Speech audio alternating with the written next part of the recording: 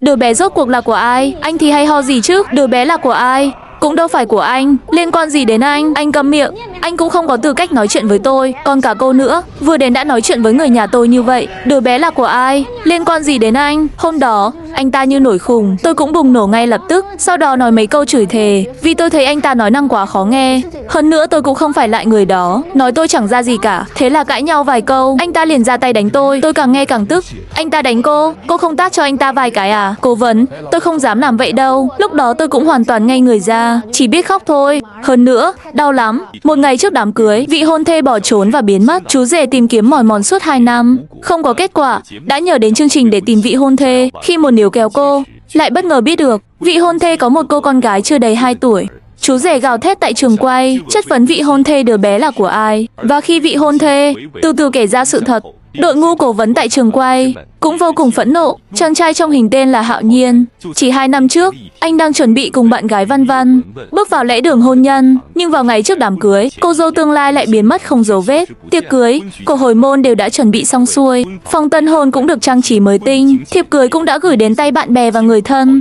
Thế nhưng, sự ra đi không một lời từ biệt của bạn gái khiến đám cưới được chuẩn bị công phu này phải đột ngột dừng lại. Hạo Nhiên chỉ đành ngậm ngùi, thông báo cho bạn bè, người thân rằng đám cưới sẽ dở lại. Biến cố bất ngờ này không chỉ khiến Hạo Nhiên đau lòng, mà kéo theo đó là đủ mọi lời đồn đại. Đám cưới bị hoãn vì cô dâu mất tích cũng trở thành chủ đề bàn tán sau bữa cơm của mọi người. Để giữ lại thể diện cho gia đình mình, Hạo Nhiên đã tìm kiếm bạn gái suốt 2 năm, nhưng không có bất kỳ kết quả nào. Vì vậy anh chỉ có thể nhờ đến chương trình. Với sự nỗ lực của các biên tập viên, cuối cùng đã liên lạc được với Văn Văn thông qua cha cô. Sau khi biết được mục đích, Văn Văn quyết định không trốn tránh nữa và muốn cùng bạn trai giải quyết dứt điểm. Vậy thì, 2 năm trước rốt cuộc đã xảy ra chuyện gì? Anh đừng giả vờ như không biết gì cả. Anh đã đánh tôi. Lúc đó anh hoàn toàn không có ý thức. Anh cũng không cố ý. Ai nói với anh là anh cố ý? Anh nói anh không cố ý thì là không cố ý sao? Nhưng hôm đó anh thực sự đã uống rượu. Sau khi uống rượu xong, bản thân anh cũng không còn tỉnh táo nữa. Làm sao mà anh uống rượu đánh người là có lý à? Anh đã đánh tôi bị thương, anh còn muốn tôi lấy anh sao? Anh không có ý định đánh em bị thương. Anh không có ý định nhưng anh đã làm thế. Sau khi tôi bị thương, ai đưa tôi đến bệnh viện? Anh không biết. Anh đã đến thăm tôi một lần nào chưa? Anh có trả tiền viện phí không? Là một người bạn trai, anh đã chịu trách nhiệm gì? Anh ta thấy tôi chảy máu xong, anh ta giả vờ xây rất giống. Rồi sao? Rồi cứ thế thôi, anh ta cũng không có biểu hiện gì. Tôi còn phải gọi điện, vừa khóc vừa nói chuyện với bạn thân của tôi. Bạn thân tôi đưa tôi đến bệnh viện. Lúc tôi nhận được điện thoại, tôi tưởng chỉ là bị chảy xước thôi. Ai ngờ khi đến nhà cô ấy, tôi đã sợ chết khiếp, máu cứ thế chảy dọc theo chân. Văn Văn nói với người dẫn chương trình, tính khí của bạn trai cô rất nóng này. Trong thời gian yêu nhau, mỗi khi hai người cãi vã, bạn trai thỉnh thoảng sẽ động tay động chân với cô. Cô đã nghĩ rằng sau khi kết hôn bạn trai sẽ thay đổi. Nhưng chỉ vài ngày trước đám cưới, vào một buổi tối, bạn trai sau khi uống rượu về nhà, lại một lần nữa giơ bàn tay bạo lực về phía cô. Và khi cô bị thương chảy máu, bạn trai lại bỏ mặc cô. Chính bạn thân đã đưa cô vào bệnh viện cầm máu. Và chính vì sự việc này, cô mới quyết định rời xa bạn trai hoàn toàn, kiên quyết lựa chọn trốn cưới. Sau khi nghe Văn Văn kể, các chuyên gia trong ban cố vấn cũng cho rằng Văn Văn trốn cưới là đúng. Vậy anh nghĩ thế nào? Tôi thừa nhận chuyện này tôi sai rồi, nhưng thật sự về chuyện này, tôi hoàn toàn không nhớ rõ lắm. Nghe này, bây giờ anh nói anh sai rồi. Hoàn toàn vô dụng, cô ấy không thể chấp nhận được đâu. Tôi nói cho cậu biết chàng trai, nếu đây là con gái tôi đã tát cậu rồi. Cậu có tin không? Bản lĩnh gì chứ? Không uống được thì đừng có uống. Uống rượu vào rồi đánh phụ nữ, anh có bản lĩnh gì? Có chút sức lực thì đi làm việc có ích đi. Hơn nữa, đây chắc chắn là ngựa quen đường cũ. Không có chuyện ai uống rượu và cũng đánh người. Chắc chắn là trước đây đã có những xô xát, hoặc là đã có hành vi động tay động chân kiểu này rồi. Chắc chắn là ngựa quen đường cũ, không phải đâu chuyên gia. Tôi nói thật, tôi sau khi uống rượu về cơ bản vẫn rất tốt. Tôi hỏi một chút, trước khi anh uống rượu, hai người có từng xô xát đánh nhau không? Có à? Anh ta uống rượu và không tốt tính. Hạo Nhiên giải thích rằng lúc đó anh thực sự đã uống quá nhiều. Cụ thể đã xảy ra chuyện gì, anh hoàn toàn không nhớ. Chỉ đến khi tỉnh dậy vào ngày hôm sau mới phát hiện nhà cửa bừa bộn, vị hôn thê cũng biến mất không dấu vết. Và khi anh cố gắng liên lạc với Văn Văn, WeChat, điện thoại đều bị chặn. Lúc đó, anh chỉ nghe từ bạn của Văn Văn rằng chân của Văn Văn bị thương, nhưng không ai cho anh biết tung tích của Văn Văn. Thế nhưng, theo Văn Văn, bạn trai không chỉ làm tổn thương cơ thể cô, mà còn khiến cô mất việc, mất sự nghiệp. Hóa ra Văn Văn là một người mẫu ảnh, bình thường chủ yếu chụp hình cho các sản phẩm như tất, quần sốt. Là một người mẫu chân, không chỉ phải giữ dáng chuẩn, mà còn không được có bất kỳ vết sẹo nào. Có thể nói đôi chân chính là cần câu cơm của cô. Thế nhưng bạn trai uống rượu xong, để chút giận, lại phá hủy tất cả của cô. Chính là anh ta về nhà cứ lẩm bẩm, nói những lời rất khó nghe. Em làm công việc này, em có biết người ngoài nói em thế nào không? Cứ nói mãi những lời rất khó nghe. Cá nhân tôi không thể chấp nhận được. Thế là tôi chỉ nói với anh ta, bày tỏ sự bất mãn của mình thôi, chứ tôi cũng không cãi nhau với anh ta. Anh ta vừa đến đã rất nóng nảy, bùng nổ ngay lập tức. Sau đó nói vài câu tôi cũng rất tức giận, bởi vì tôi thấy nói quá khó nghe. Hơn nữa tôi cũng không phải người như vậy, nói tôi chẳng ra gì cả. Thế là cãi nhau vài câu, anh ta liền ra tay đánh tôi. Văn Văn nói với người dẫn chương trình, vì tính chất công việc đặc thù, cô thường bị người khác dị nghị. Ban đầu khi quen Hạo Nhiên, cũng chính sự thấu hiểu và bao dung của anh đã làm cô vô cùng cảm động. Vì thế cô mới bằng lòng cùng Hạo Nhiên bước vào lễ đường hôn nhân. Nhưng điều cô không ngờ là vào ngày trước đám cưới, bạn trai đã lộ ra bộ mặt thật. Còn Hạo Nhiên thì giải thích rằng hôm đó anh cùng bạn thân chuẩn bị xong việc cưới xin. Mọi người cùng nhau ăn cơm, uống chút rượu. Nhưng không ngờ mọi người đều say. Và khi nghe bạn thân nói những lời không hay về vị hôn thê, lòng anh cũng rất khó chịu. Vì vậy mới định về nhà thương lượng với Văn Văn, để sau khi cưới cô đổi công việc khác. Không ngờ sự việc lại trở nên không thể kiểm soát. Nói thật, tôi nghĩ bất kỳ ai là một người đàn ông, trong lòng ít nhiều cũng sẽ có chút để ý. Dù miệng còn nói chấp nhận thế nào đi nữa, trong lòng tôi ít nhiều cũng sẽ để ý. Vậy là không chấp nhận được rồi. Nhưng tôi nghĩ chắc chắn cô ấy sẽ từ bỏ thôi. Giống như cô ấy vừa mới nói đó, đây là một nghề chỉ hợp với tuổi trẻ. Cô ấy sẽ thay đổi, đúng không? Theo Hạo Nhiên, dù miệng nói không để ý, nhưng cuối cùng vẫn không thể thuyết phục được nội tâm, hoàn toàn chấp nhận công việc của vị hôn thê. Hơn nữa, trước đây Văn Văn cũng đã hứa với anh, đến một độ tuổi nhất định sẽ đổi công việc. Vì vậy lần này tìm được vị hôn thê, anh hy vọng Văn Văn có thể tha thứ cho lỗi lầm trước đây của anh, cho anh một cơ hội nữa. Vậy thái độ của Văn Văn thế nào? Thật ra hôm nay tôi đến đây là muốn nói với anh là sau này đừng tìm tôi nữa. Tôi nghĩ sau này anh không cần phải tìm tôi nữa đâu. Thật sự không có ý nghĩa gì, thật sự không có ý nghĩa gì cả. Tôi rất phiền. Nhưng anh đã xác định là em rồi. Em muốn bây giờ anh phải làm sao? Em muốn bây giờ anh không tìm em nữa. Anh xác định là tôi thì anh phải bám lấy tôi à? Anh đã tìm em 2 năm rồi đó. Anh tìm tôi 2 năm thì sao chứ? Tôi đã nói rồi, tôi không muốn ở bên anh nữa. Tôi không hy vọng có tương lai với anh. Anh có thể tôn trọng suy nghĩ của tôi không? Anh đâu có không tôn trọng suy nghĩ của em. Anh tôn trọng suy nghĩ của tôi thì đừng tìm tôi nữa. Anh thấy chúng ta sắp tổ chức đám cưới rồi, thì làm sao? Tại sao tôi phải nhất định nghe theo ý anh? Anh muốn tìm tôi về là tôi phải về à? Anh muốn đánh tôi là tôi phải chịu đánh à? Anh muốn kết hôn là tôi phải kết hôn với anh à? Anh muốn tôi làm gì thì tôi phải làm theo à? Anh làm hai chuyện đó, tự anh không biết sao? Cứ phải để tôi vạch trần ra ở đây à? Không, anh đã làm gì chứ? Anh tưởng tôi không biết anh lén đi xem mắt à? Văn Văn nói với Hạo Nhiên, giữa họ đã không còn tương lai. Nhưng Hạo Nhiên lại cảm thấy hai người chỉ còn một bước nữa là bước vào lễ đường, nên chắc chắn vẫn còn tình cảm với nhau. Nhưng đúng lúc này, Văn Văn đột nhiên tiết lộ, trong 2 năm cô biến mất, Hạo Nhiên lại đi xem mắt với cô gái khác. Hóa ra mặc dù Văn Văn đã mất hết hy vọng với Hạo Nhiên và lẩn trốn, nhưng vẫn âm thầm theo dõi tình hình cuộc sống của anh. Và Hạo Nhiên không những không cảm thấy tội lỗi vì đã đánh Văn Văn, mà còn đi xem mắt, hẹn hò với người khác.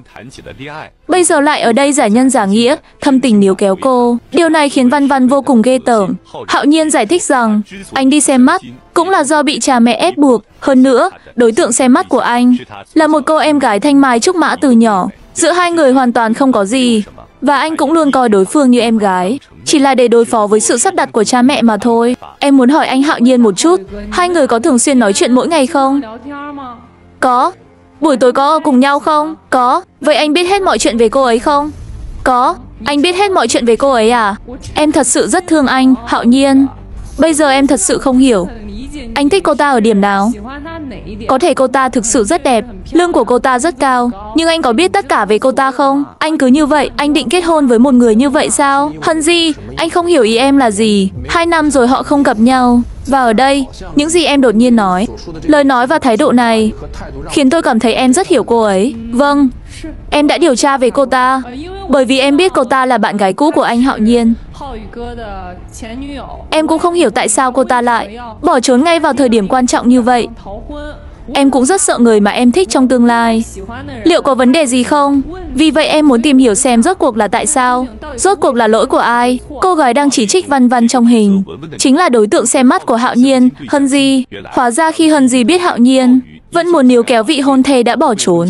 Với tư cách là cô em gái thanh mai trúc mã, cô nhất định phải đòi lại công bằng cho người anh của mình. Hân Di nói với người dẫn chương trình, cô và Hạo Nhiên là thanh mai trúc mã, đôi bạn trong sáng. Cha mẹ hai bên cũng là bạn tốt của nhau. Và khi cô biết Hạo Nhiên vì vị hôn thê bỏ trốn, mà cả ngày suy sụp, chìm trong vũng lầy không thể thoát ra, cô đã từng muốn thông qua buổi xem mắt do cha mẹ sắp đặt, để cố gắng giúp anh mình thoát khỏi tình cảnh khó khăn. Nhưng cô lại phát hiện, dù mình có cố gắng thế nào, Hạo Nhiên vẫn không hề lay động, cả ngày chìm đắm trong tình cảm. Để gỡ bỏ hoàn toàn nút thắt trong lòng người anh, cô đã đến quê của Văn Văn để tìm hiểu sự thật. Kết quả lại khiến cô vô cùng kinh ngạc. Thật ra trong suốt một năm em ở bên anh Hạo Nhiên, em cũng phát hiện ra một số vấn đề trong chi tiết. Ví dụ như anh ấy có thể nhìn ảnh Văn Văn ngẩn người, hoặc là khi hai người bọn em ở bên nhau thì anh ấy lại lờ đãng. Thật ra em có thể cảm nhận được trong lòng anh ấy có một rào cản mong manh nhưng không thể phá vỡ. Vào tuần trước, em đã đến quê của Văn Văn. Lúc đó cô im miệng đi, đừng có lôi những chuyện không có vào đây. Đây là chuyện không có sao, chính là chuyện không có mà, vội gì chứ. Ý của tôi là đừng lôi những chuyện không có ra nói hết. Cái gì là chuyện không có? Chuyện tôi thấy là chuyện không có sao? Quê tôi thì liên quan gì đến cô? Tôi rõ ràng đã thấy mà, cô thấy cái gì? Quê tôi liên quan gì đến cô? Sao cơ? Hân Di, cô đã thấy gì? Tôi đã thấy một bé gái, nó gọi một người lớn tuổi là bà ngoại. Tôi còn hỏi, bé con đó có phải con Văn Văn không? Hả? Khoan, bé bao nhiêu tuổi? Hơn 1 tuổi. Cao bao nhiêu? Rất nhỏ. Cao khoảng chừng này. Tôi đã hỏi rồi, đừng có vu khống tôi. Trẻ con hơn 1 tuổi sao cao được như vậy? Tôi không vu khống cô. Trẻ con hơn 1 tuổi sao cao được như vậy? Hàng xóm láng giềng đều biết cả rồi. Hân Di nói với người dẫn chương trình, để tìm hiểu sự thật về việc Văn Văn trốn cưới. Cô đã đến quê Văn Văn để tìm hiểu tình hình, và bất ngờ phát hiện Văn Văn có một cô con gái hơn 1 tuổi. Theo lời kể của hàng xóm, cô bé đó là con của Văn Văn, được gửi cho bà ngoại nuôi. Còn về cha của đứa bé, mọi người đều không biết. Vì vậy, việc Văn Văn trốn cưới lúc đó chắc chắn là vì đã mang thai con của người khác. Nghe được tin này, Hạo Nhiên hoàn toàn phẫn nộ, ngốc quá đi mất. Tại sao cô ta lại trốn cưới chứ? Hả? Tại sao cô ta trốn cưới? Anh thật sự nghĩ là anh đối xử không tốt với cô ta à? Anh tự ngẫm lại đi. Anh đối xử tốt với cô ta không? Anh cũng tự nói là anh rất tốt với cô ta. Vậy tại sao cô ta lại trốn cưới? Anh đã từng nghĩ đến chưa? Bị người ta lợi dụng đó. Ngốc quá đi. Cô đừng có xía vào chuyện của người khác ở đây. Vậy cha của đứa bé là ai? Cha của nó có phải anh ấy không? Liên quan gì đến cô? Cô điều tra tôi thì thôi đi, bây giờ còn vu khống tôi. Cô còn nói về con của tôi. Con của tôi thì là con của tôi. Tôi không muốn con mình bị đưa ra bàn tán trước công chúng. Chắc chắn là có ẩn tình khác. Vậy tại sao cô lại phải trốn cưới ngay lúc này? Con của tôi liên quan gì đến cô? Chẳng phải cô đang hại anh tôi sao? Thôi được rồi, con của tôi liên quan gì đến cô? Anh thì hay ho gì? Đứa bé rốt cuộc là của ai? Đứa bé là của ai? Cũng đâu phải của anh, liên quan gì đến anh? Anh câm miệng cho tôi, anh cũng không có tư cách nói chuyện với tôi. Còn cả cô nữa, vừa đến đã. Tôi hỏi cô, đứa bé là của ai? Liên quan gì đến anh? Vậy chẳng phải điều này có nghĩa là cô trốn cưới là vì cô đã có đứa bé này sao? Không phải, cô như vậy thật là đạo đức giả. Cô đúng là có ý đồ xấu xa mà. Tôi thấy cô cũng rất đạo đức giả. Cô lôi con tôi ra làm gì? Vậy tại sao lúc đó cô không nói cho anh ấy biết? Cô lôi con tôi ra, hai người kết hôn. Đủ rồi. Có thể yên lặng được không? Anh hỏi em lần cuối cùng, đứa bé là của ai? Không phải của anh. Nhưng tôi cũng không muốn nói với anh là của ai. Hạo Nhiên giận dữ chất vấn Văn Văn, đứa bé rốt cuộc là của ai? Và Văn Văn trả lời thẳng thừng là không phải của Hạo Nhiên. Theo Văn Văn, lý do Hân Di lôi con của cô ra thực chất là để tác thành cho tình yêu của cô ta và Hạo Nhiên. Nhưng cách làm này thật quá độc ác. Mặc dù Văn Văn một mực khẳng định đứa bé không phải của Hạo Nhiên, nhưng theo phân tích của các chuyên gia, đứa bé không chắc đã không phải của Hạo Nhiên. Xin thứ lỗi cho sự tàn nhẫn của tôi. Nếu Văn Văn không muốn Hạo Nhiên biết về sự tồn tại của đứa bé này, vậy thì đứa bé này có hai khả năng. Hai người đã chia tay. Hạo Nhiên, hai người chia tay bao lâu rồi? 2 năm. 2 năm. Nếu không phải của Hạo Nhiên, có một trường hợp là đã rời đi 2 năm rồi. Như cô ấy nói là hơn 1 tuổi, khoảng 1 tuổi. Vậy có khả năng là đứa bé này có sau khi rời đi. Cho tôi ngắt lời một chút. Vậy còn một khả năng nữa là trước đó. Cố vấn thôi. Nếu như cô ấy không chắc về độ tuổi. Cố vấn thôi, có thể là hơn 1 tuổi. Vậy là đã có con từ trước. Tôi muốn ngắt lời thầy một chút. Cố vấn thôi, thầy đừng nói nữa được không? Vậy nó là con của ai? Văn Văn. Văn Văn. Đứng lại, đừng chạm vào tôi. Nó là con ai? Đừng chạm vào tôi. Rốt cuộc là con của ai? Đứng lại. Rốt cuộc là con của ai? Đứng lại. Để tôi hỏi rõ giúp anh. Anh thật là. Rốt cuộc là con của ai? Đừng vội. Đừng đi. Rốt cuộc là con của ai? Hạo Nhiên, anh ngồi xuống đi. Rốt cuộc là con của ai? Hạo Nhiên, không, tôi không ngồi được. Vô nghĩa, thật sự không có ý nghĩa gì cả. Theo phân tích của các chuyên gia cố vấn, lý do Vân Vân ngăn cản Hân Di nói ra chuyện đứa bé chính là lo sợ Hạo Nhiên biết được sự tồn tại của nó. Nếu đứa bé không liên quan đến Hạo Nhiên, hiện tại Vân Vân và Hạo Nhiên đã chia tay. Vậy tại sao cô lại hoảng hốt đến vậy? Thấy lớp giấy cửa sổ này sắp bị chọc thủng, Vân Vân trong lúc vội vàng muốn rời khỏi sân khấu. Nhìn thấy hành vi căng thẳng tột độ của Vân Vân, mọi người ngay lập tức hiểu ra đứa bé thực ra là của Hạo Nhiên. Điều này cũng giải thích tại sao trước đây Vân Vân lại quan tâm đến Hạo Nhiên. Sau khi được người dẫn chương trình thuyết phục, Vân Vân và Hạo Nhiên đều đã bình tĩnh lại, trở về chỗ ngồi của mình. Hân Di, xấu hổ không biết giấu mặt vào đâu, cũng không còn mặt mũi nào ở lại đây. Em chưa bao giờ nghĩ chúng ta sẽ có con. Người dẫn chương trình à? Hay là tôi rời khỏi đây trước nhé? Đi đi, Hân Di. Bây giờ mọi chuyện đã nói ra hết rồi. Tôi cũng rất buồn, nhưng tôi nghĩ chuyện đã qua thì cứ để nó qua đi.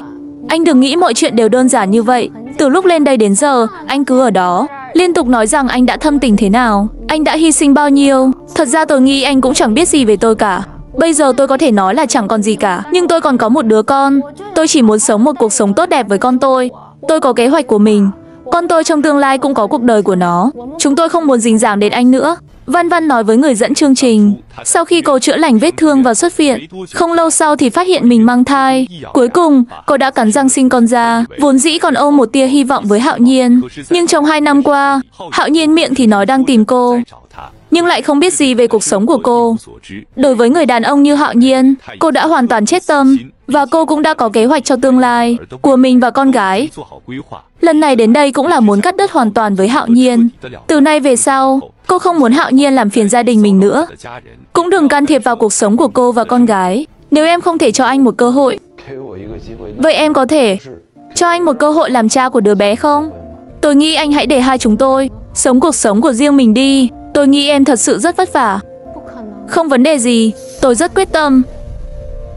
Hôm nay tôi đến đây chính là muốn nói cho anh biết, anh đừng tìm tôi nữa. Mỗi người tự sống cuộc sống của mình là được rồi. Mỗi người bình an là được rồi. Tôi đã nghe lời xin lỗi của anh rồi. Bạn có ủng hộ quan điểm của cô ấy không? Tôi ủng hộ. 2 năm khó khăn nhất trong cuộc đời cô ấy đều đã vượt qua. Hơn nữa, không có người đàn ông này. Tôi nghĩ không có người đàn ông này, cô ấy có thể sẽ sống tốt hơn. Vậy tại sao bây giờ cô ấy phải chấp nhận anh ta? Quay trở lại với những ký ức đau khổ khi hai người ở bên nhau lại nhìn thấy vết sẹo trên chân. Theo các chuyên gia trong ban cố vấn, Hạo Nhiên không chỉ tính tình nóng này, gặp chuyện chỉ biết gào thét, dùng bạo lực để giải quyết. Nếu hai người tiếp tục ở bên nhau, những cuộc cãi vã hàng ngày sẽ chỉ mang lại ảnh hưởng tiêu cực cho đứa trẻ. Thay vì để đứa trẻ lớn lên trong môi trường cãi vã, thà để lại cho đứa trẻ một ấn tượng tốt đẹp về người cha mà nó không biết mặt. Cuối cùng, Văn Văn đã kiên quyết rời đi. Cô không muốn quay lại với những đau khổ trong quá khứ, để lại Hạo Nhiên đau khổ, ngồi sụp xuống đất. Đối với một Hạo Nhiên đau đớn tột cùng, tình cảnh ngày hôm nay đều là do anh tự chuốc lấy. Khi xưa lúc hai người ở bên nhau, lại không biết cách trân trọng, bây giờ mất đi hoàn toàn mới hối hận không kịp. Vậy bạn có ủng hộ cách làm của Văn Văn không? Hãy để lại ý kiến của mình ở phần bình luận nha. Và mình là Lạc Lạc, hẹn gặp lại kỳ sau.